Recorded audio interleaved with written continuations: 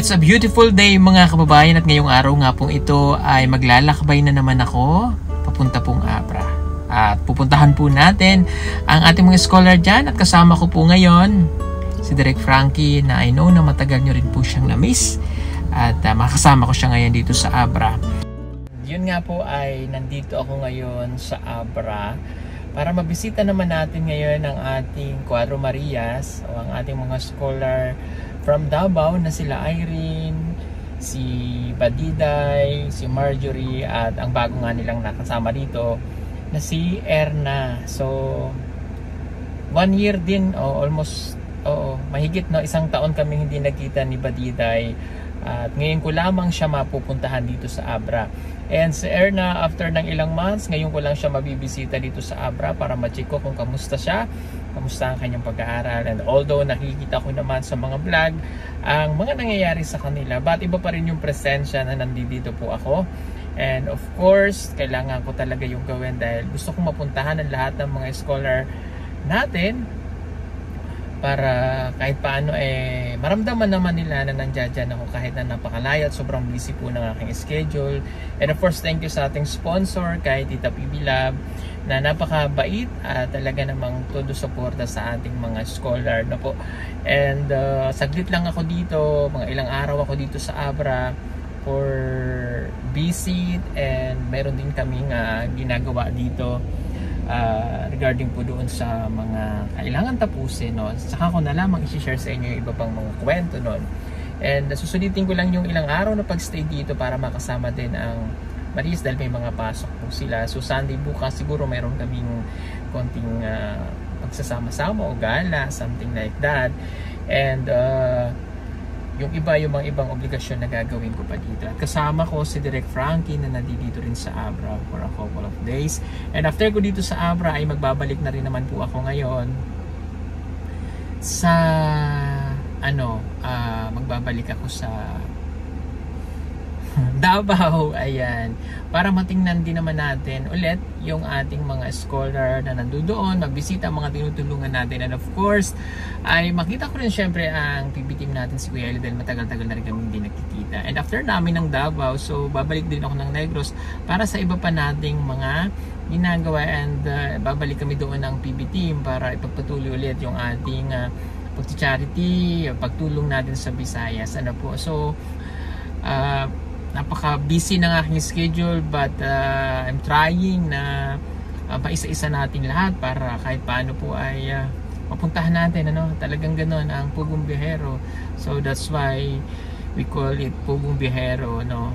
Talagang nagta-travel kami ng team para sa ating mission. Anyway, so puntahan na natin itong ating scholar po dito sa Abra.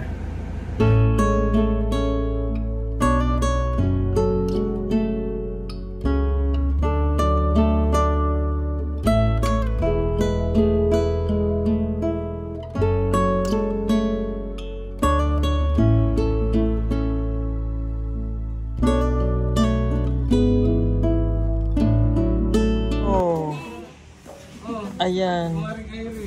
Kumpadre. Ano na sis? Kumpadre. O sige. Pahinga muna kayo galing school. Mamaya na lang tayo magkwentuhan. Ayan. At pagdating nga po namin dito sa Abra ay nakabutan ko na rin ang mga scholars natin, at ngayon ay kakain kami. Napakasarap ng pagkain dito sa Abra, yung mga luto nila dito, especially yung mga gulay, talaga yung mga gusto ko dito po sa Abra.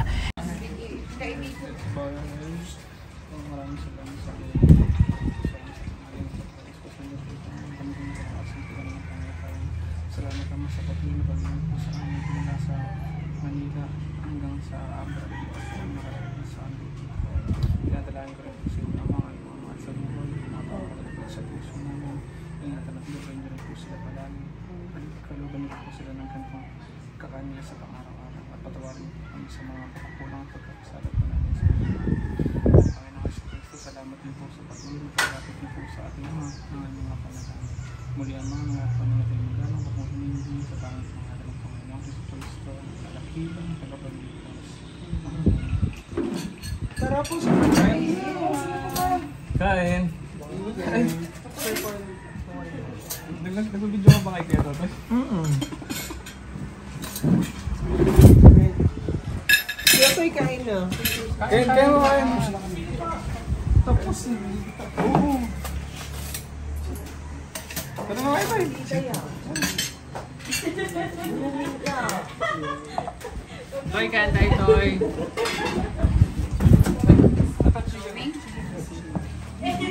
Magsasahod na si Kuya Toy.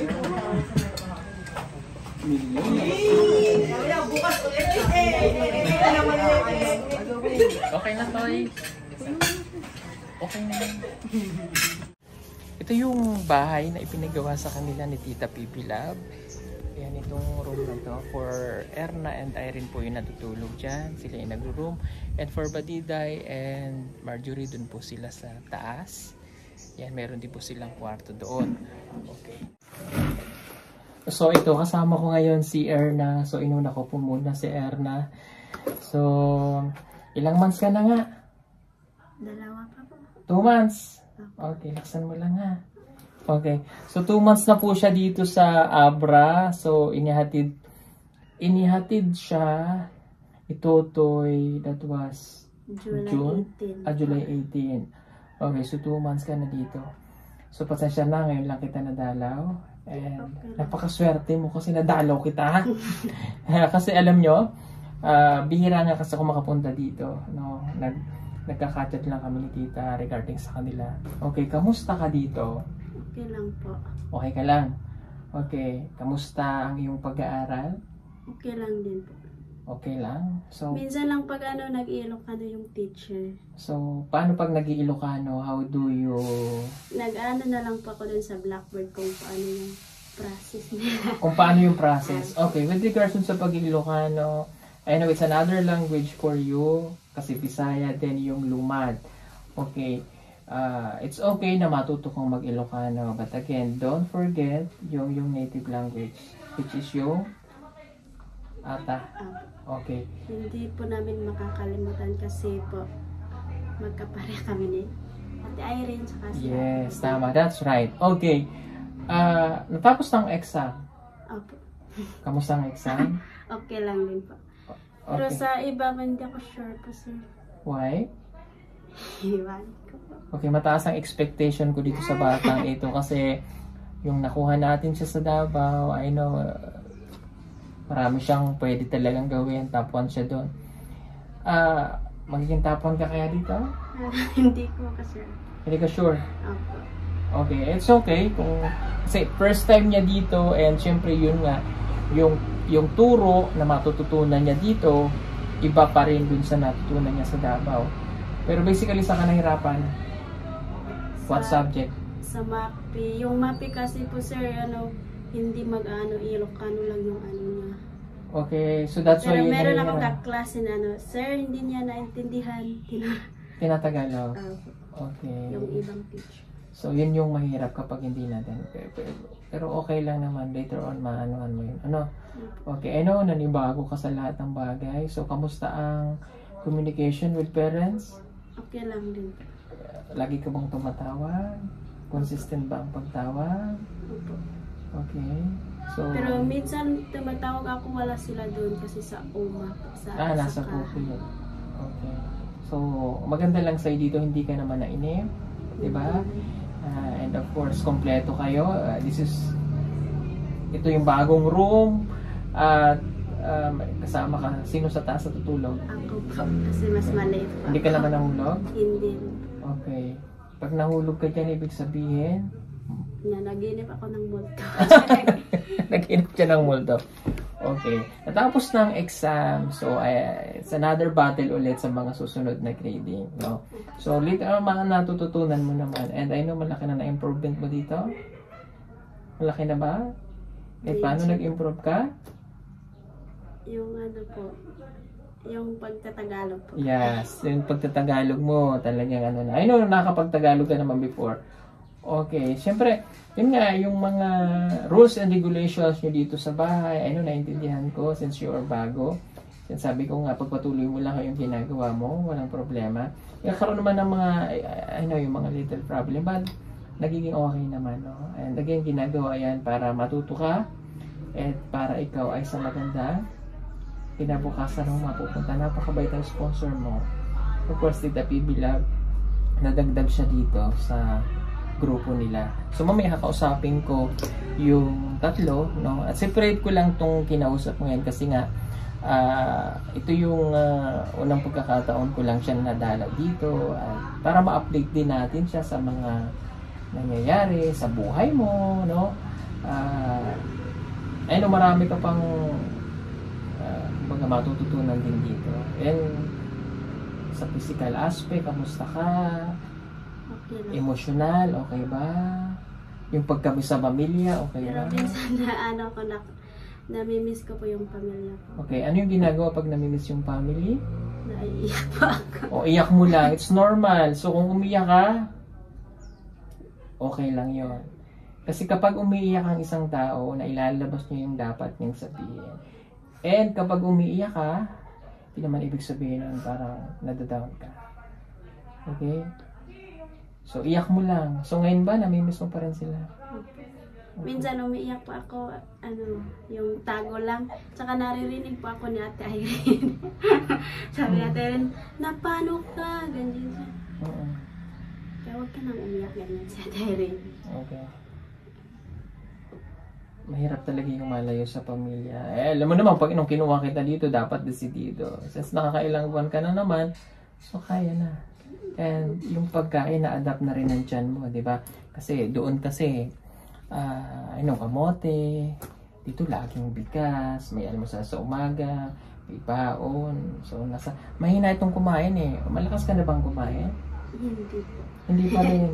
Okay. Wala ka Pag namang... doon ako sa school, wala akong ganong kumain. Why? Iwan ko po. Mas marami kaming gagawin. So, iniisip mo Meron yung... time na hindi kami kumakain ni Marjorie doon kasi Bakit? may pinagawa yung teacher namin ng science, tsaka ipakasa lang. Tsaka yung short lang yung time, tsaka hindi na kami nakapagka. Dito na kami kumakain ni Marjorie. Okay. Pero dapat hindi yung Pero pagkain. isang beses lang po yan. Dapat yung pagkain nandun pa din Huwag magpapalipas ng pagkain kasi kapag nagpapalipas tayo ng pagkain, nasanay yung tiyan natin na may kinakain, possible ka na magka-ulcer. Sasakit yung tiyan. And walang papasok sa utak. Diba? Kapag gano'n. Kamusta ang pakikitungo sa Tres Marias? Okay naman din po. Mababait. Mababait sila? Huwag mo kong paplastikin? Okay sila? Hapo. Naman, okay. See, I know, okay sila dahil kayo ay magkakatribo. So, walang nagiging problema aside sa, minsan mayroong konti, but I know, mahal nyo isa't isa. Normal lang naman yung nagkakaroon ng konting di ba? Pero, at the end of the day, kayo pa rin ang magkakasama. No? And huwag mo kalilimutan palagi yung billing ko. Anong billing ko sa'yo? Magpakabait pa dito. Okay. Ano pa? Laging magdasal sa Panginoon. Walang inggitan po. Tama. O, ginagawa mo ba lahat yun? Okay. Ginagawa mo? Opo. Yeah, tama. So, yun lang naman yung mga tagubilin ko na gusto ko ay ginagawa ninyo. Yung mga gawaing bahay na naginagawa mo rito, nagagawa? Opo. Okay. Minsan ngayon kami nagwalis kami, balik-balik yung Dahon? Ay, ako kasi mahangin. Hayaan mo lang the next day na lang ulit. Yung dahon naman is dahon talaga yan. So, hindi naman talaga siya totally basura. So, natural yan, basura. No? Okay. So, I'm glad dahil okay ka. Masaya ako. Masaya ka ba nandito ako? Opo, kasi na. Ayan. Si Neri ay nandito. Napapanood mo pa si Neri? Okay naman siya. Sino pa yung naging kasama? Si Russell. Okay naman siya. Na-adapt niya na rin yung sa Laguna. So, okay Buti naman. dun kasi Tagalog lang po dun. Oo, Kaysa Tagalog. dito, Ilocano. Ilocano. So, maganda rin yung may part ka na nag-Ilocano dahil meron kang additional na natututunang salita nila. No? it's a blessing, di ba? So, kumbaga yung mga nandito, yun din yung kanilang native language. Aside sa Tagalog, kung ikaw, Bisaya, then yung native language mo. Okay? Okay, tatanungin kita, dahil nandito ka na, ano yung nakikita mo sa sarili mo pagkalipas ng 5 taon? Ano po, yung siguro makapagtapos ako sa pag-aral pag lang po ako dito. Oo. Magsusunod lang po ako sa kanilang course. Oo. Okay. Syempre 5 taon. Ngayon, anong grade ka na? 10 po. Grade 10. So, plus 5 years. 5 years ba po, sir? Oo. Pagkalipas ng 5 taon, diba? Kakagraduate mo lang ulit ng kolehiyo. So, pag nakagraduate ka na, sabi nga namin ni tita, bahala ka. Diba? Pero, syempre ba, matulungan ko ulit ni tita na makahanap ng trabaho. Pero, once na kayo nakagraduate, it's up to you. Hindi na kami humingi na kami o si tita na bayaran or what. Walang ganon. Okay? Basta pag nakatapos, masaya na si tita. Makatapos kayong lahat, wala na kami sa inyo. Importante lang, yung misyon na pag-aral kayo matapos, yun lang. Pero yun nga, bibigyan lang ng magandang resulta. No? Opo. Okay, tama? Okay, sundin lang yung mga sinasabi. Kaya kayo naririto, hindi naman kayo ginagawang katulong. Tama? Tanungin kita, katulong ka ba dito? Hindi naman. Okay, inaalipin ka ba dito? Hindi po. Pinapahirapan ka ba dito? Hindi po. Di ba hindi? Okay, kaya kayo naririto ay para mag-aral. Yung paglilinis ng bahay, it's because your obligations. Diba, sa kwarto nyo, sa CR nyo, lahat tayo, even sa bahay. Diba? Yun yung ating responsibilidad na kailangan gawin. Okay? Kamusta naman ang iyong budget? Nagamit mo ba ng tama? Saan nilalagay ang budget? Sa pag-aaral po. Very good. Okay. And of course, I know, biniisip mo rin yung family. Yung may binigay po si tita na pinadala po namin doon. So, pinadalan ng parents. Ganon kabait si tita. No? Iniisip niyo rin yung family niyo, iniisip pa rin kayo. No? Ganon niya kayo kamahal. Diba? Okay, anong gusto mong sabihin kay tita? Maraming salamat po, tita. Sobrang bait niyo po sa amin. Kahit po may mga kasalanan din po kami sa inyo. Pero po, yung inintindi niyo po kami. Maraming salamat po sa inyong pagsuporta sa aming 4 dito po. Ingat po kayo palagi dyan sa niyo po sa trabaho. At sana maganda yung pangangatawan niyo araw-araw. Maraming salamat po. More blessings po na sana more blessings na dumating sa buhay mo po, tita, dahil ang bait mo po. Ayan. Thank you. I know, talagang sobrang bait niya ni tita. And ako wala na talaga akong masasabi kay tita. Napakabait niya. Sobrang napakabait sa lahat ng mga tinutulungan niya. And kasi hindi lang naman kayo yung scholar niya. Meron pa tayo sa Mindanao na naiwan. Nandiyan sila Diana Rose, ang kay sister, si Judy Ann, at yung kapatid ni Russell na isa sa mga scholar din niya. Okay, so ano naman ang mensahe mo sa iyong parents? Sana okay lang kayo dyan at palagi kayong mag-iingat. At wag niyo po akong isipin dito kasi okay lang po ako dito. Mababait naman po yung sponsor ko. At saka yung mga kasama ko po. Nagkakaintindi naman din po kami sa kanila. Minsan din kasi sabi ni Ate Irene, akala ko sa first time ko na nakita kita, parang hindi ka tawa, hindi ka yung joker. Sabi ni Ate Irene kasi tahimik daw po ako. Yeah, pero pagdating ko po dito na Okay, nagjo-joke ka na. Lalo na si Ate Irene. Si Irene talaga. Panatawa si Ate Irene. Well na talaga siya ever since na nakilala namin siya, ganun na siya. Okay, so thank you again. nandito kayo para mag-aral. Focus, whatever happen, kasi pinanghinaan ka na ng loob, tuloy lang ang laban. Importante, edukasyon muna. No? Kung nandun ka, possible na hindi mo na maipagpatuloy pa. Anyway, thank you so much kay Tita PB Love and sa opportunity na ibinigay mo ulit para kay Erna. At least napuntahan ko siya and okay naman po siya. And sa family niya, don't worry. Itong mga bata, lalo na si Erna, ay okay naman po dito. Yung mga iniisip ninyo, no, sa anak ninyo po, huwag niyo po siyang masyadong isipin. Ano po sa Erna, hindi nakakatulong kung iisipin natin palagi yung bata dito. Kasi yung emosyon na mararamdaman nila, no, ay nakakadagdag hirap din sa bata, lalo kung malayo siya. Okay?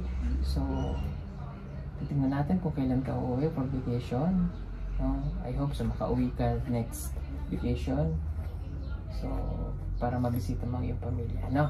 Pero ngayon, focus muna sa pag-aaral. Ano yun? Gusto kong sabihin? Sila ate rin daw hindi sila uuwi. Ako lang isa. Ikaw lang isa uwi? Opo. Okay. Wala akong kasama. Bahala ka. Anyway, okay lang yan kahit mag-isa ka. Ano? Maano ko dun sa airplane. Maano ka sa airplane? Natakot na ako sa airplane. Tatawa sa airplane. Bakit ka natatawa sa airplane? Mahihilo po ako doon. Hindi na. Iinom ka na ng gamot. Di ba nakakasakay naman sa tricycle dito? Araw-araw naman sumasakay sa tricycle. Pero iba po yung tricycle, sir. I know. Magkaiba talaga sila sa spelling pa lang eh. Sa iba yung Yung? pagsasakay mo. Iba. Yeah, I know. Pero kaya mo yan. Papainumin na lang kita ng Pero yung basta yung sumakay kami ng bus. O bus kayo? Hindi ako nahihilo kasi nakatulog po ako ng mabuti. Pinainom ako ni Kuya Tutoy ng Bonamin. Tama. So, Bonamin is dati. Okay. Sige po. Thank you so much sa inyong lahat mga kabayan. Thank you for watching and don't forget to like and share po ng video. Salamat nakita niyo ulit si Erna dito mismo sa aking YouTube channel. Thank you sa ating napakabait po na si Tita PB Love sa pag-aalaga sa mga bata. Marami pong salamat. And susunod na lang yung kamustahin natin silang lahat, sila Irene, sila Batide at Marjorie sa pagbisita ko po dito. Marami pong salamat. And again, sa mga nanonood, mag-iingat po tayo sa mga scammer dahil ngayon ay magpapasko na. So I'm talking about doon sa mga gumagaya ng mga faking account. Mag-iingat po kayo. Kapag may nag-message sa inyo na bigla na lang nag-message gamit ang aking pangalan, is either Paul Joseph Tesalona or Pugong Piyahero, and sinasabi nila na kayo ay nanalo ng ganito. At kung kayo may GCash, ita-times 3 nila ang laman. Huwag po kayong maniniwala. Dahil magagamit nila yan to scam at makukuha ang laman ng inyong GCash. Lalo na kapag binigay nyo po ang inyong numero at inibinigay nyo ang OTP number. Na po, huwag po kayo maniniwala. And ganun din sa PB Team Solar. Ugaling check ang followers na may 114,000 pataas. Ang followers, at kung kayo mag-order, mag-message muna kung hindi kayo sigurado. Ito yung numero na inyong tatawagan, 09311-4242-37. At ang GCash account at PayMaya account ko ay 09322832-495 at wala nang iba. Upang hindi po kayo ma-scam. Marami pong salamat. God bless everyone. And enjoy your weekend. I love you all. Bye-bye po. Ito nga pala ang 100 watts floodlight na aming ibinebenta sa PB Team Solar. Napakaganda nito at napakatibay pa. Pwede nyong magamit indoor and outdoor. Napakaliwanag na nito at talaga namang magiging maganda ang bakuran ninyo lalo na kapag kagabi at hindi nyo na kailangan gumamit pa ng kuryente. May kasama na rin itong remote para maiset ninyo kung anong oras nyo lamang siya gustong pailawin at pwede nyo rin siyang iset ng automatic. Advisable din ito kung mayroon kayong malalaking farm na gusto nyong pailawan sa gabi. At para naman makatipid sa loob ng bahay ninyo, pwede nyo rin itong gamitin sa mga kwarto. Kaya ano pang inaantay ninyo? Mag-order na po kayo at mag-message sa aming messenger account at PB Team Solar.